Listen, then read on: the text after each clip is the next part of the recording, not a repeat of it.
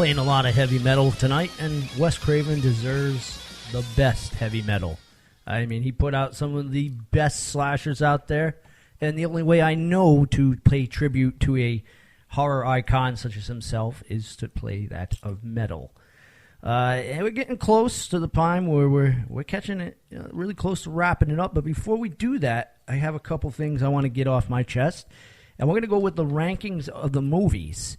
And you guys are going to be shocked by this, but like I was, we're going to start by the bottom. People Under the Stairs was number 10, grossing $31 million and a lifetime grossing. Number 9, Nightmare on Elm Street 3 Dream Warriors, $44 million.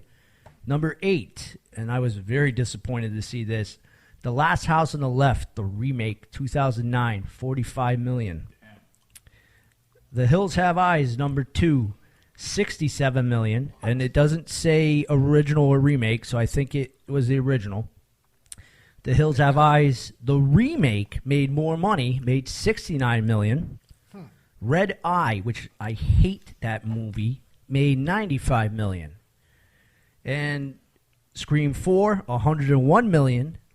Scream 3, $161 million. Scream 2, $172 million. And can you guess what number 1 was? Do we have to take a Can you guess? wild flight into Go the ahead. dark here? Go ahead.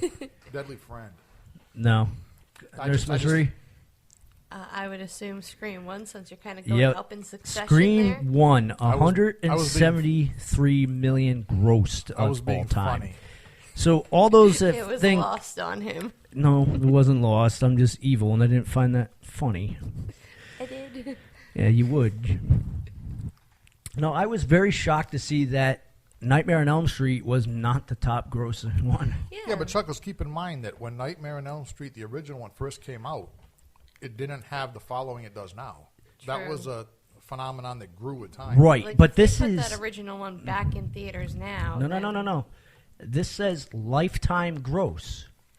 In theaters, though. No.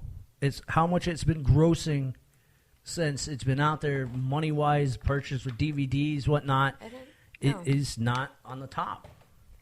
Lifetime grossing, it's way on the bottom. And I understand what George is saying.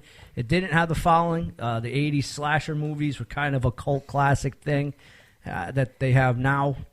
But I was still, nevertheless, I mean, that's the movie that got the man on the charts. I mean, people will argue saying The Last House on the Left. I like that one. No, you're right, though. No, Nightmare on Elm Street was the first commercially successful film that Wes Craven, a breakthrough, if you want to call it that. Action figures, games, all that stuff. And still, Scream made more. Well, because don't forget, let's see, when was Scream released? What was that? In late 90s, early 2000s? 1996. Because now I'm not sure if they're adjusting for inflation. No, I don't know. We'll have to check that out. Maybe. You follow what I'm saying? In other words, ticket prices were a lot more expensive by the time Scream came out than Nightmare on Elm Street. Exactly. That could be it. And I've It been all waiting to depends get on the this. website you're using as a source as well. Been waiting to see if I can get George on this one. Did you know that Wes Craven directed a Twilight episode? I didn't know, and I could have gone to my grave not knowing it. He did. He directed a 1985 Twilight Zone episode. It's called Shattered Day. Oh, Twilight Zone. See, Yep. you just said Twilight episode, Shut up. and we all got like, whoa. A Little Peace and Quiet was the name of the episode. Okay. Now, here's the shocker that will make me never watch this. The guy that played the cameo, Bruce Willis.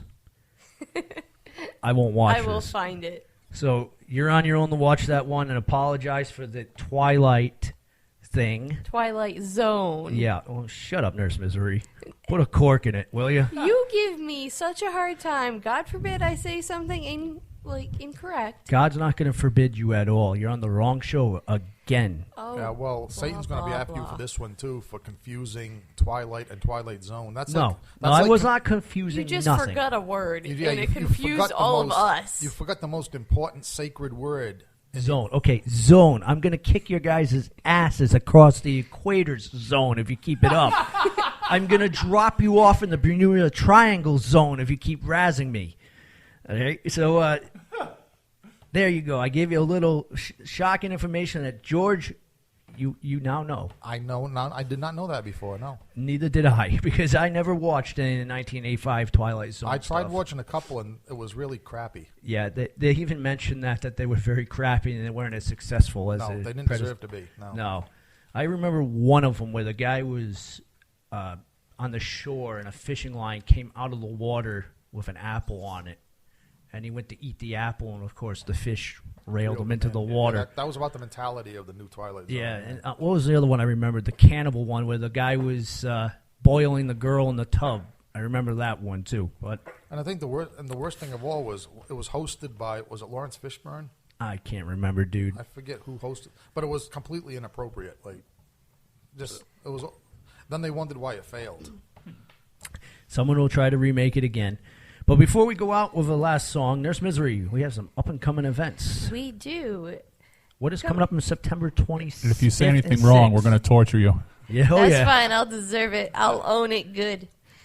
So coming up soon is going to be Scary Acres will be opening at Confreda Farms, which is 2150 Situate Avenue in Hope, Rhode Island. Their opening night is going to be September 25th. They will be open Friday, Saturday, and Sunday from the September 25th to October 30th. They will not be open Halloween. What? Don't go there. And I will be there on Chuckles, the weekends. Yes, Chuckles will be there most Saturdays, maybe some Sundays, but don't expect to see Chuckles on a Friday.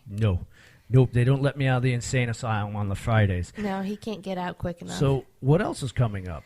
Well, right after Haunt season ends, the following weekend is going to be November 6th, 7th, and 8th, Rhode Island Comic-Con, of course, which is going to be at the Rhode Island Convention Center in Providence.